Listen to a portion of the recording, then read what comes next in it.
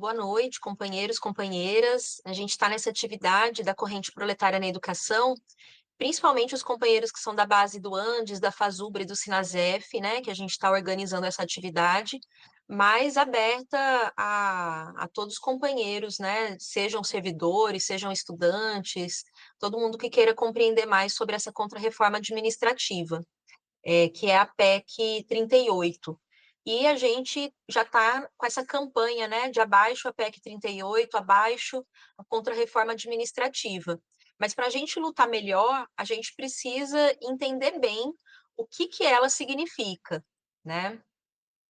Então, essa PEC, ela foi protocolada na Câmara dos Deputados agora no dia 24 de outubro, então muito recentemente, né, no fim do dia, e ela recebeu esse número de PEC 38 de 2025, e ela tem um pretexto, que é o pretexto que é divulgado nos meios de comunicação, que é de modernizar e de combater os privilégios.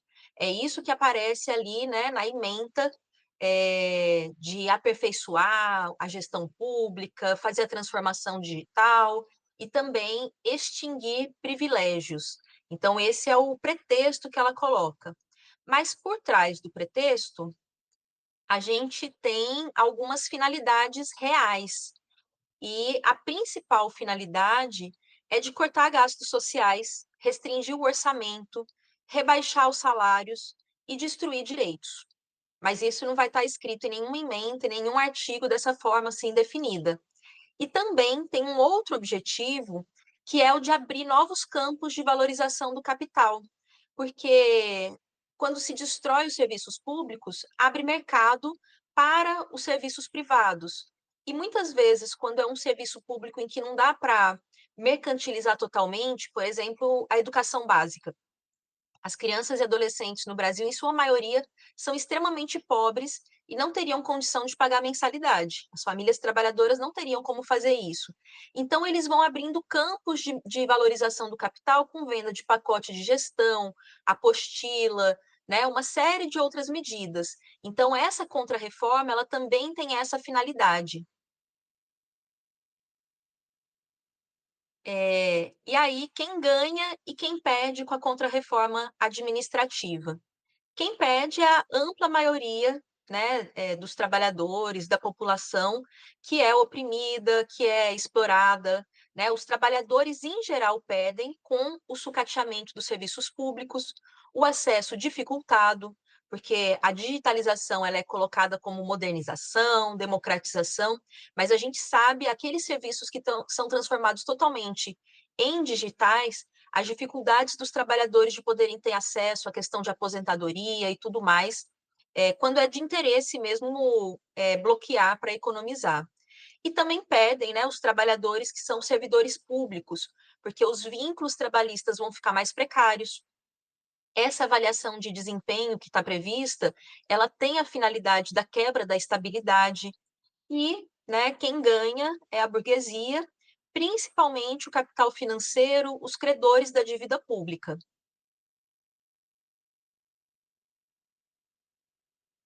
A contrarreforma administrativa, ela envolve três iniciativas legislativas principais.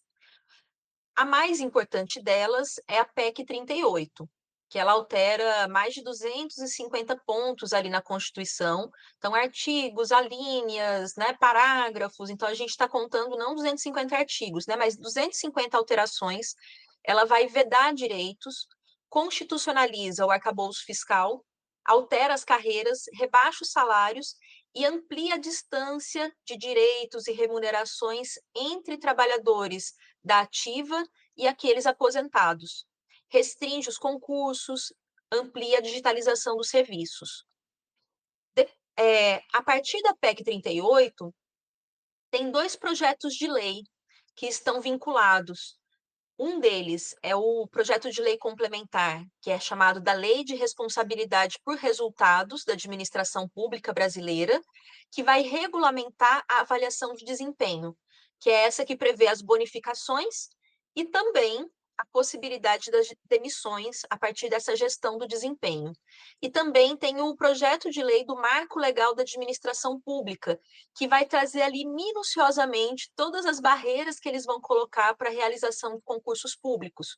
Porque para abrir um concurso tem que fazer uma grande fundamentação e mostrar que isso vai ser mais econômico e mais vantajoso do que terceirizar e do que digitalizar, que é transformar cargos públicos em usar plataformas, formas de inteligência artificial e tudo mais. Então, isso vai dificultar muito as formas de contratação efetiva e, ao mesmo tempo, vai ampliar os vínculos precários, temporários, as terceirizações e essa digitalização de serviços.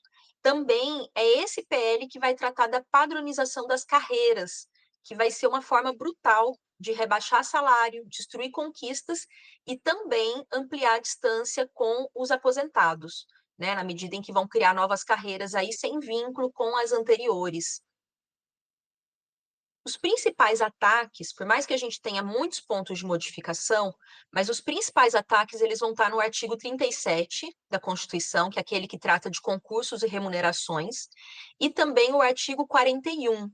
E nesse sentido, essa contrarreforma ela dá continuidade àquilo que o Fernando Henrique Cardoso já tinha começado com a emenda constitucional que ele fez, que foi a reforma administrativa de 1998.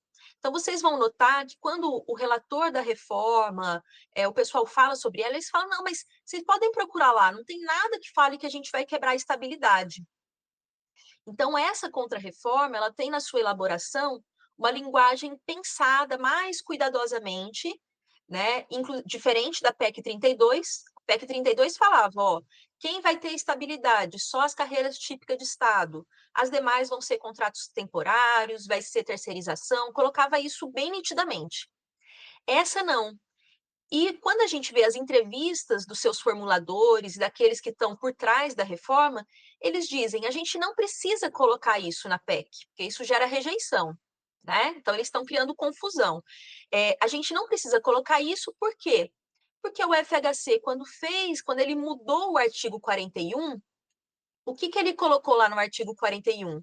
Que é possível haver demissão de servidor mediante procedimento de avaliação periódica de desempenho. Então, o que eles vão fazer é criar o sistema de metas quantificáveis e os programas de gestão do desempenho para poder efetivar essa medida que o FHC colocou lá e não conseguiu se materializar da maneira como eles pensavam, porque precisava dessa regulamentação complementar. Então, é assim que eles vão quebrar o que resta da estabilidade. Essa contrarreforma ela tem uma característica também de uma centralização autoritária do Estado, porque a maior parte dos servidores públicos eles não estão na esfera federal, eles estão nos municípios e nos estados. Então, a União vai passar a centralizar essa responsabilidade para legislar sobre a administração pública dos estados, municípios e do Distrito Federal. Então, isso vai fazer descer de cima a baixo as regras do arcabouço fiscal, que vão passar a valer, então, para todos os entes da federação, vai criar esse Sistema Nacional de Avaliação de Políticas Públicas, que a princípio parece bom avaliar políticas públicas, mas aqui, como a finalidade é de corte de gastos, vai ser para falar, olha, essa política é mais eficiente, então tira dessa e põe naquela, como o Banco Mundial gosta de fazer, tira do ensino superior e investe na educação básica, em vez de tirar do orçamento que vai para a dívida pública, fica jogando uma política contra outra, né? Então, é para isso que vai servir esse Sistema Nacional de Avaliação de Políticas Públicas. E também eles vão criar esse ente que é o COPAR, que é o Conselho de Política de Administração e Remuneração, que vai estabelecer essas regras de carreiras, remunerações, e ele que também vai indicar se é possível ou não ter reajuste salarial. Então, não tem mais aquela ideia de database, de reposição linear, nada disso, que a gente já vivencia na prática, mas agora não vai estar nem no texto da lei, porque o único salário que vai ter alteração automática vai ser o piso, que é o salário mínimo. Aí mudou o salário mínimo, muda, mas não tem repercussão para cima. Qualquer mudança tem que estar condicionada a avaliação das metas, do desempenho e também se estamos com déficit ou não, déficit fiscal, né? Então, vai ser um mecanismo de estabelecer um arroxo permanente, né, às políticas públicas, ao orçamento e o salário dos servidores. E por mais que eles digam que a medida tem o objetivo de combater privilégios, a realidade que a gente tem do funcionalismo público não é de privilégio. É uma realidade, assim, de extrema dificuldade mesmo que a maior parte dos servidores passa. Então, tem o Atlas do Estado brasileiro, que foi feito pelo IPEA, né, com base nos dados de 2022, que ele diz o seguinte, que no Brasil, né, nós temos 91 milhões de trabalhadores. Né, são aqueles que estão nessa força de trabalho. Desses, 11 milhões são servidores públicos, isso dá 12%. Então, toda aquela história, tem muito servidor público, a máquina está inchada, etc., isso é uma grande farsa, né? Porque, inclusive, o Brasil está muito atrás da média dos países da OCDE, que é de 23,5%.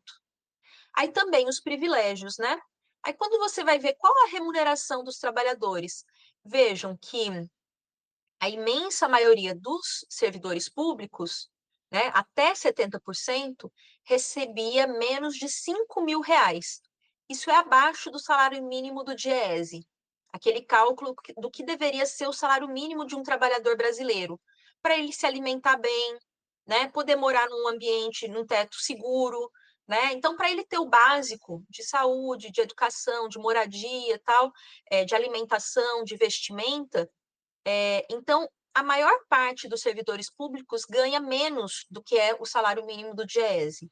Aí tem uma faixa aqui de 20% que tem esses salários entre 5 mil e 10 mil, né, que também não é nenhum privilégio, e tem 10% em que 5% está entre 10 e 15 mil, 4% entre 15 e 27 mil, e aí entra 1% aqui, ó, que está entre 27 e 41 mil, e 0,06% que seria esse pessoal acima do teto. E tudo que eles fazem de propaganda é que essa vai ser uma reforma para combater privilégios. Mas, na prática, quem eles vão atingir vai ser a massa dos servidores. E essa história de combater privilégio é só uma fachada, né? E eles mesmos falam assim, de bastidores, falando baixinho, né? Vejam esse trecho da reportagem da Folha de São Paulo. O que eles dizem? Um membro do grupo de trabalho da reforma administrativa, ele falou, sem se identificar, que a tendência é que a restrição aos privilégios seja desidratada com o avanço da tramitação. Porque o Centrão não vai ter interesse em defender essas medidas, não vai ter interesse em enfrentar os privilégios de juízes, desembargadores, né? Então, isso é só a propaganda, né? É só a propaganda. E essa reforma, ela tem essa sutileza, porque você vê que os seus formuladores não fazem como o Collor, que falava, a gente vai enfrentar os marajás, e chamava todos os servidores públicos de marajás. Não faz como o Guedes, que chamava os servidores de parasitas. Vocês vão ver os seus formuladores e falam, não, a gente quer valorizar o serviço público, quer valorizar os servidores, e a gente vai atingir pontualmente aqueles que são privilegiados. Mas isso é uma fachada ideológica para um ataque que vai golpear a massa dos servidores, principalmente aqueles que já são mais, que têm já salários mais baixos, que têm condições de trabalho mais precárias. Aí tem um ponto, né, da reforma que vai tratar dos concursos, da terceirização e da digitalização. Se essa PEC 38 for aprovada, para abrir um concurso vai ter muitas exigências. Tem que ter um estudo detalhado para justificar a necessidade dessa reposição. Então, não é, aposentou, vai ter reposição da força de trabalho. Não, você tem que mostrar que isso ainda é necessário. Além disso, tem que justificar com estudos que coloquem as alternativas. E se terceirizar? Será que é melhor? Né? Aí coloca lá, baseado nos princípios da economicidade, blá blá blá, eficiência e tudo mais. E se digitalizar? E se de repente eu transformo parte desses servidores numa plataforma aí de alguma big tech que vai oferecer para a gente, né? Então vai ter que fazer esses estudos. E aí, a partir desses estudos, que aí vai se decidir se abre ou não abre o concurso. Essa decisão, né, essas medidas, também vão ter como um grande suporte essa deliberação do Supremo Tribunal Federal, que julgou constitucional o fim da obrigatoriedade do regime jurídico único. Então, vejam, tem uma crise política, executivo, judiciário, executivo e legislativo estão em choque, né, nessa crise política, porém, quando é para atacar os trabalhadores, eles estão todos juntos. Então, o judiciário também dá o seu aporte na contrarreforma, né, quando traz esses elementos. E também, com tantas exigências, o que vai acontecer? Vai ficar muito mais demorado para conseguir abrir um concurso. E enquanto demora, eles economizam. Né? Num contrato, o pessoal tem que contratar terceirizado, tem que contratar temporário, e isso vai fazer com que se generalizem esses vínculos precários. Aí tem mudanças também nos cargos de confiança, que eles colocam que a maioria vai ter que ser via processo seletivo, que é uma coisa que também interfere na possibilidade desses cargos serem eleitos, né, pelos seus pares, e quem estiver nessa condição, contratado dessa maneira, inclusive vários deles sem serem nem mesmo servidores públicos, vai ter exigências particulares em relação às metas. Então, esse servidor ou esse trabalhador contratado, ele, no fim das contas, vai estar com o chicote na mão, né? Para conseguir garantir o cumprimento dessas metas, desse acordo de resultados e tudo mais. Então, ele vai ter uma cobrança, né? E também vai ter um bônus maior. Ele pode ter um bônus de até 4 salários no fim do ano, né? 4 salários adicionais, se ele conseguir espremer o restante dos servidores para garantir aqueles resultados ali que estão colocados. Vão ter novas regras do estágio probatório, que vai dificultar a conquista da estabilidade, e também a extinção de funções e cargos vai ser facilitada. O próprio presidente da República pode extinguir cargos, né? Inclusive cargos que estejam ocupados, não só cargos ociosos. É muito importante para a gente enfrentar esses ataques em relação à questão do concurso, da terceirização e da digitalização, que a gente rompa com a defesa corporativa de que só os servidores deveriam ter estabilidade, né? É importante a gente lembrar que foi na ditadura que os trabalhadores do setor privado perderam o direito à estabilidade. Isso era algo geral, né, de quem estava no setor público e privado. E eles substituíram do setor privado pelo FGTS.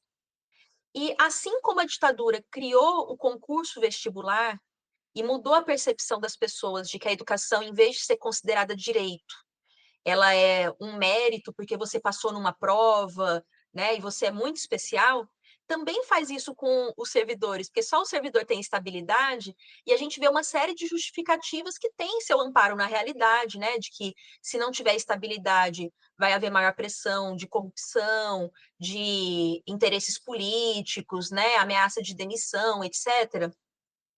Mas o princípio da estabilidade, ele é um princípio de que, diante da instabilidade da economia capitalista, os trabalhadores têm que ter segurança em relação à sua fonte de existência, que é o trabalho, né? Então, é nisso que a gente defende a estabilidade.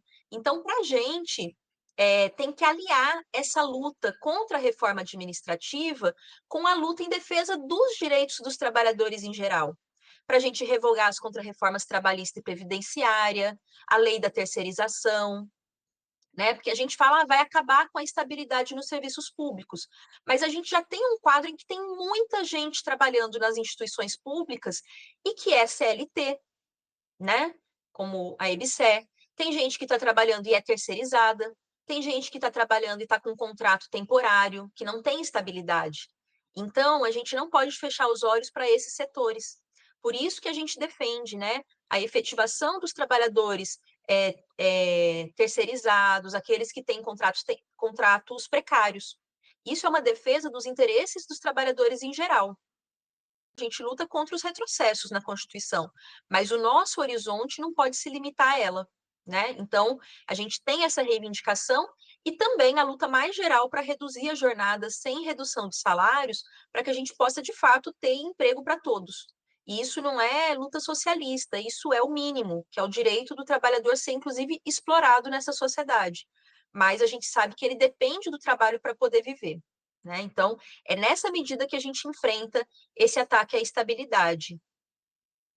Aí aqui ficou com a letrinha pequena, né? Depois eu compartilho com vocês, mas a gente tem também esse ataque brutal aos salários, porque vai ter esse mecanismo do bônus, mas o bônus é muito instável e o bônus não chega aos aposentados.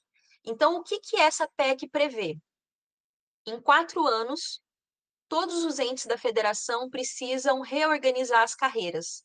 A tendência é separar cada vez mais essas carreiras nas carreiras típicas de Estado. Eles não escrevem isso, mas é a tendência, que são, aí eles falam das carreiras estratégicas.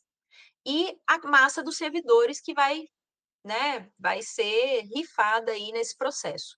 Em 10 anos, cada ente da federação vai ter que encaixar essas novas carreiras numa tabela remuneratória única, que vão ter faixas de salário que vão do salário mínimo até o teto desse ente, né?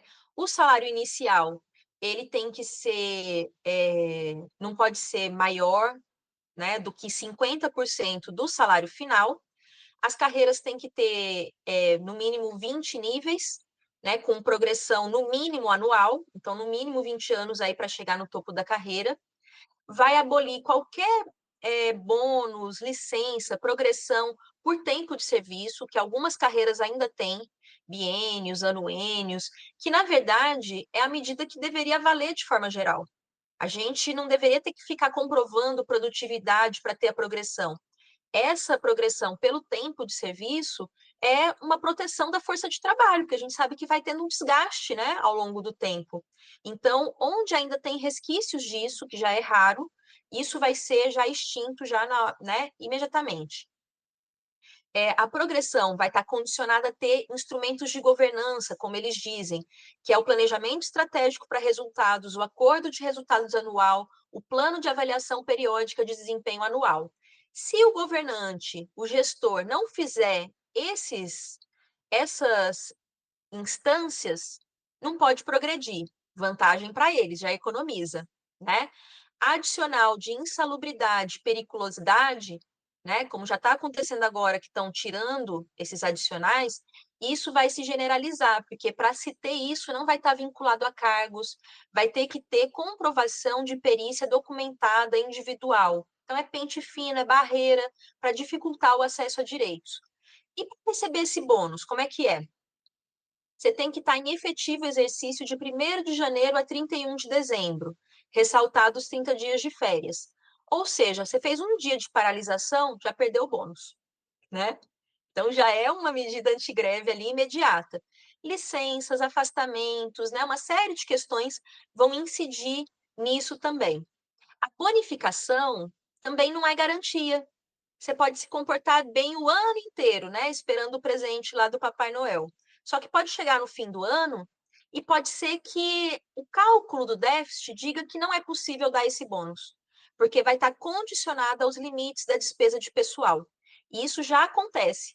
Né? Conversando com professores da Rede Estadual da Paraíba, alguns anos atrás, eles tinham um bônus que era, eles tinham que fazer um projeto extra classe.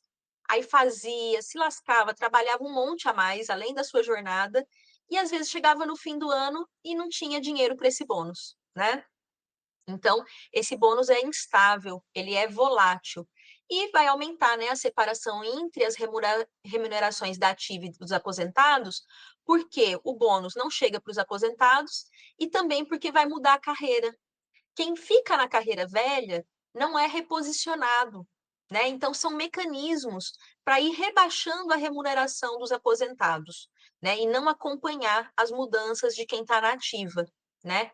E também vai ter a proibição de reajustes ou indenizações retroativas, a não ser que tenha decisão judicial transitada em julgado, baseada em precedente qualificado dos tribunais superiores, né? Então, vai ser muito raro quando o próprio governo viola um direito e ele deveria garantir a retroatividade, um reajuste de índice inflacionário, algo que foi indevido, para conseguir ter o pagamento retroativo, vai ser muito raro e muito lento. Então, isso vai fazer com que perdas históricas, em termos de salários e em termos de direitos, elas sejam cristalizadas, vai colocar uma pedra em cima disso. A negociação do direito à reposição inflacionária, a negação vai passar a ser a regra, porque só o piso vai acompanhar a variação do salário mínimo. Para o restante, aquele COPAR, né, aquele conselho lá que vai tratar das remunerações, ele vai ter que avaliar se é possível dar reajuste, considerando o quê? Sustentabilidade fiscal. Então, sempre vão priorizar o pagamento da dívida. Será que sobra para pagar o reajuste? Qual que foi a inflação, a variação do PIB, percentuais de reajuste, etc. Então, vai ser muito difícil, né? O arroxo também vai ser um arroxo permanente, né? Já cristalizado. Então, por isso, né, que a gente defende que, junto com a luta para derrubar a contra-reforma administrativa, a gente tem que manter aquelas defesas históricas do salário dos trabalhadores, né? A defesa de que nenhum trabalhador deveria receber menos que o salário mínimo vital, né? Que é aquele salário necessário para uma família trabalhadora viver. Não havendo um cálculo das assembleias, que a gente adote pelo menos o salário mínimo do DIEESE, que calcula de acordo com a lei o que seria esse salário mínimo. Ninguém deveria receber menos, né? A gente tem que lutar pela escala móvel de reajustes, que é o que a inflação comeu tem que ser reposto automaticamente no salário. E a gente tem que combater uma tendência corporativa que está se desenvolvendo no sindicalismo do funcionalismo, que é abandonar a luta geral pelo reajuste linear da inflação pela disputa por mudanças na carreira, porque aí fica uma competição entre as categorias e não uma luta unificada. E a gente está vendo o beco sem saída que isso vai nos levar, né? Então a gente precisa garantir essas lutas por salário, por reposição da inflação e tudo, né? Essas questões são basilares, né, do movimento sindical, classista, combativo. E aí, esse ajuste fiscal permanente também está previsto nessa PEC 38, porque ela vai trazer as regras do novo arcabouço fiscal. Então, se tiver déficit, né, você tem gatilhos ali para não ter contratação, reajuste salarial, né, tem uma série de questões. Mas mesmo que você tenha superávit, o limite de gastos de investimentos acima da inflação é de 2,5%. Então, já tem ali esse teto. Então, isso transforma num ajuste permanente. E também muda a forma de cálculo do déficit. Eles trabalham agora com um conceito de receita ajustada, que tira uma série de receitas da conta do que está entrando. Então, é mais fácil detectar um déficit e, com isso, acionar os gatilhos para limitar gastos. E aí, quem está fazendo isso é o Congresso Nacional, né? Que é muito econômico. Aí a gente vê quanto que eles gastaram em emendas parlamentares no ano passado: 40 bilhões de reais. Então, é muita hipocrisia eles virem falar que estão preocupados com as contas públicas, né? Então, a gente sabe bem como que é isso. E eu trouxe um exemplo, assim, da nossa situação orçamentária, que é trazendo o orçamento discricionário das universidades federais. O que que a gente tem? Ó, isso aqui é o valor, gente, em dinheiro mesmo, que foi recebido ano a ano em bilhões. Então, o ponto mais alto em dinheiro é aqui, 2014, que as universidades federais todas receberam 8 bilhões. E a gente está tendo uma queda no valor nominal, né? Ó, a gente recebeu no ano passado 6,3 bilhões, isso sem corrigir a inflação. Se fosse corrigir a inflação, o ponto mais alto do orçamento que a gente tem seria aqui 2013. E essa correção significaria que, para a gente receber o mesmo que recebia em 2013, aplicado aí os mais de 80% da inflação, a gente tinha que ter tido em 2014, 24, um orçamento de 14,5 bilhões. Então, nós estamos atualmente com um orçamento que não chega à metade do que a gente recebia em 2013. E com esse ajuste fiscal permanente, o quadro vai ser de estrangulamento permanente. É o quadro que a gente já vivencia nas nossas universidades. É teto caindo, cano estourando, né? Não tem dinheiro para expansão, não tem dinheiro para manutenção, climatização, nada disso, né? E, ao mesmo tempo, a maior fatia do orçamento da União, que é aquilo que vai para o pagamento dos juros e amortizações da dívida pública, não é mexida de forma alguma por essas medidas, né? Então, a maior fatia, ela é intocada.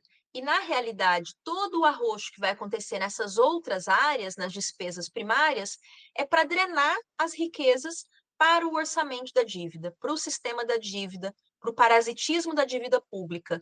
Então, por isso que a nossa luta por financiamento integral dos serviços públicos por parte do Estado, ela não tem como ser separada da luta contra a dívida pública, pelo não pagamento da dívida pública, uma dívida constituída por uma série de fraudes e que é um mecanismo de violação da nossa soberania, de subordinação e de saque das nossas riquezas para ir diretamente para o bolso, né, do capital financeiro. O que a gente vê é que praticamente todas as medidas não tem nada muito novo nessa contrarreforma. Porém, ela vai consolidar uma série de contrarreformas que já estão acontecendo nos municípios, nos estados e também no âmbito federal. Por exemplo, terceirização não é novidade, já está alastrado, mas eles vão criar um marco para isso chegar a um patamar superior, destravar algumas barreiras. Contratos temporários. Quem olha a realidade da educação básica, das redes estaduais, a maior parte, mais de 50% dos professores já são contratados precários, né? Então, isso já é realidade. A bonificação por metas, só um exemplo, aqui em Pernambuco, desde 2004, que ao criar o modelo das escolas de referência, eles já passaram a aplicar esses bônus, né? Tem uma dissertação do Jadilson, que é um servidor aqui da UFPE, que ele foi professor numa escola dessas, e ele falava tudo isso, ó, se você fizer uma greve, você não ganha, se tiver licença maternidade, você perde o bônus, se tiver, né? Ele já trazia isso. Então, essa reforma ela vai consolidando todas essas medidas e a ideia é generalizar, né? Programa de gestão de desempenho, né? Já tem isso, os técnicos administrativos já estão sofrendo com isso. Essa questão do teletrabalho, né, que vai atomizando os servidores, reduz o atendimento nos órgãos, né? E também está aí na PEC, né, que quem for para o teletrabalho tem que saber que o próprio servidor vai ter que garantir as suas condições de trabalho. Não é dever do Estado garantir isso, né? A reforma do sistema de carreiras já está sendo feita pelo governo federal, criando essas carreiras transversais, eliminando cargos.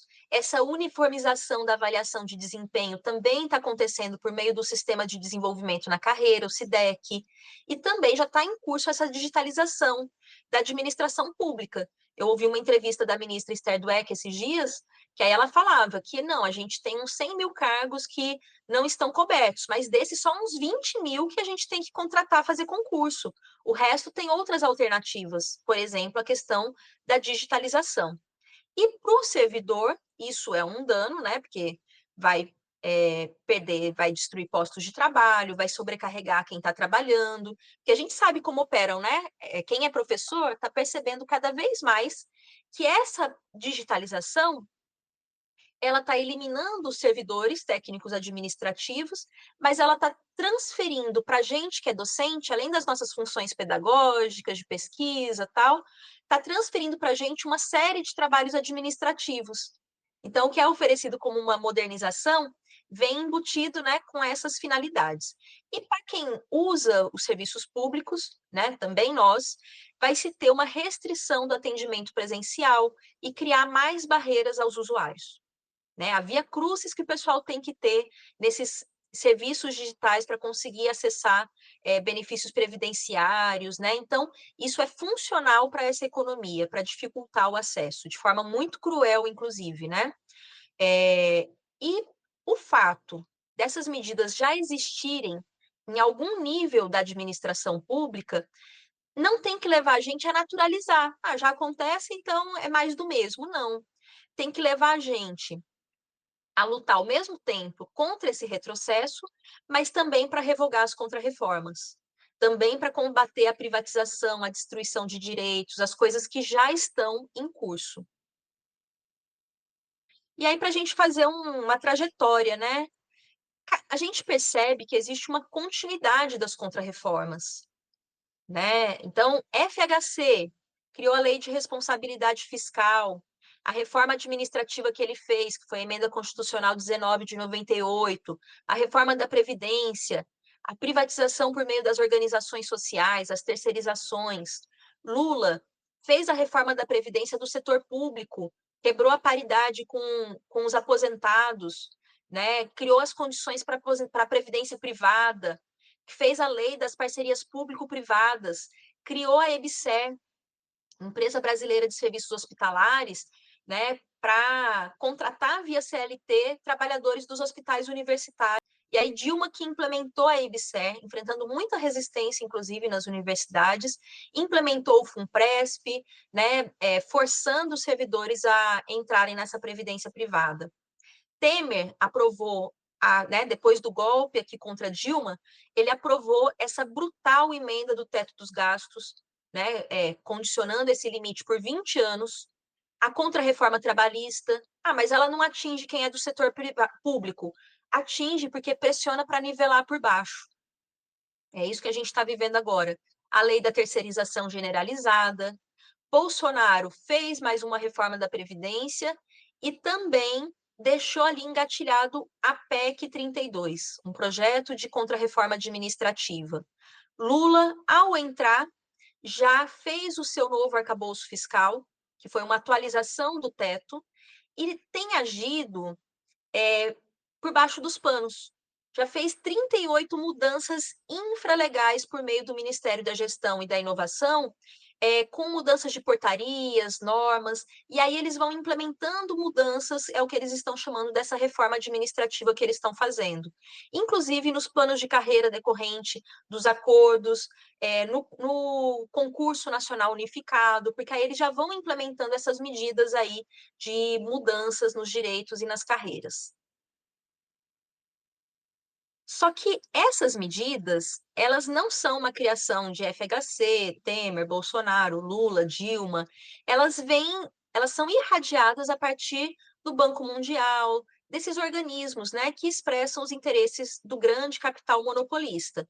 Então, todos esses elementos de penalização, bônus, desempenho, flexibilidade, eficiência, quebra de estabilidade, estímulo às parcerias público e privadas, isso já está nos documentos do Banco Mundial. Um exemplo disso é esse documento de 2017, que é um ajuste justo. E eles gostam muito de colocar uma máscara de inclusão. Você vê que na capa está aqui, né? Uma mulher negra à frente, ali atrás uma mulher indígena, mas na realidade esses vão ser os setores mais atacados por essas medidas, né? Eles gostam de encenar a inclusão, né, com esses setores. Caminhando aqui para o final, queria só mencionar que nessa elaboração a gente tem tido um empenho bem grande de uma coalizão empresarial, tem um lobby desses setores, para ter uma série de estratégias para influenciar o debate público e também a tramitação, né, legislativa, a elaboração. E um desses movimentos que a gente tem que estar muito de olho é o movimento Pessoas à Frente, que é o nome que eles dão. Assim como eles fizeram com Todos pela Educação, que capturou o debate sobre educação e subordinou o MEC ao setor privado totalmente, a gente tem esse movimento Pessoas à Frente, que inclusive é composto pela mesma Fundação Lehman, que dita as regras lá no Todos pela Educação, né? Fundação do Itaú, etc. E nessas instituições aí, Humanize, República.org, a gente tem a nata dos tecnocratas privatistas, aqueles que aplicaram as contrarreformas nos governos de Minas, com a Aécio, Anastasia, Zema. Então, são eles que estão formulando, mas com todo um estudo de marketing para eliminar determinadas resistências e ganhar apoios para destruir os direitos, medidas antipopulares, criar uma aparência de que elas são medidas contra uma elite, contra os privilégios. Né? Então, essa é a finalidade deles. A PEC foi protocolada, então, né, agora dia 24, e a gente não tem tempo a perder. A PEC já nasceu com manobras, ela teve uma primeira aparição com o autor, o Pedro Paulo, depois foi trocado os autores, justamente para o Pedro Paulo poder virar relator, né? E aí, no mesmo dia, apresentaram com outros 5 nomes lá, né? Falavam, não vai conseguir as assinaturas, porque é muito impopular, não sei o quê. Hugo Mota está se empenhando pessoalmente e conseguiu as 171 assinaturas e promete acelerar a tramitação. Então, não seguir o rito formal, que seria passar pela Comissão de Constituição e Justiça, fazer várias sessões, e se ele tiver condições, ele vai apensar a outra medida, por exemplo, a PEC 32, para acelerar a tramitação. Então, o que a gente precisa para derrubar essa contrarreforma administrativa? A gente precisa de uma frente única, tem que convocar ações unificadas. Né? Imagina o tanto de servidor que a gente tem em cada cidade nossa, estadual, municipal, federal, tem que unificar isso, fazer assembleias unificadas, comitês, fóruns, atos, e também preparar a greve geral do funcionalismo. A gente não pode ter confiança na via parlamentar, essa coisa de ficar indo um punhadinho de gente em Brasília argumentar, né? Os deputados não são permeáveis à argumentação, né? Eles são permeáveis ao lobby, a tudo mais. É claro que tem um risco aí eleitoral, medo, tal, mas eles compensam. Vocês viram a fortuna que eles estão ganhando de emenda parlamentar? Eles compensam isso nos seus nichos eleitorais ali com determinadas benesses. E também, pessoal, se votar não volta, aí não vem, não volta o pai, mas volta o filho, né? Ou os mesmos grupos, ou familiares ou econômicos. Então a gente precisa também romper com o governismo e o eleitoralismo, porque muitas das centrais e movimentos não estão fazendo um movimento massivo para não prejudicar a governabilidade, e aí impede a unidade dos trabalhadores, impede que a gente unifique essas lutas, né? Romper com o corporativismo, da gente achar que os trabalhadores, os demais trabalhadores têm que nos defender porque nós somos especiais como servidores públicos. E como que a gente rompe com o corporativismo?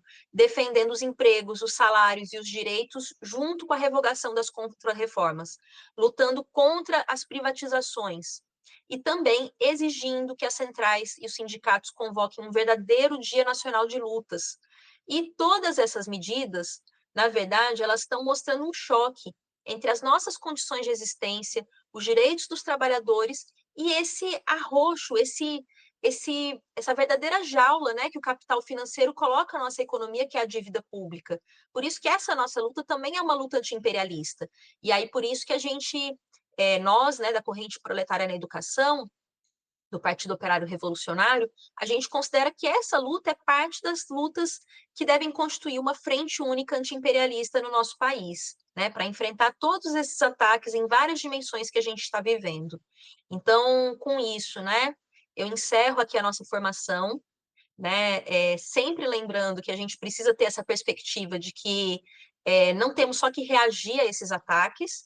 E aí eu termino com uma frase da Rosa Luxemburgo que eu gosto muito, que ela diz: há todo um velho mundo ainda por destruir e todo um novo mundo a construir. Mas nós conseguiremos, jovens amigos, não é verdade? Né? Então, da gente ter essa confiança de que é possível os trabalhadores se organizarem, romperem com esse bloqueio à sua organização, com essas direções burocratizadas, tomarem nas suas mãos a direção, né, dos seus sindicatos, das suas organizações, e com a perspectiva da gente poder tomar os rumos da própria sociedade, né, por meio de uma revolução socialista. Então, essa é a nossa perspectiva.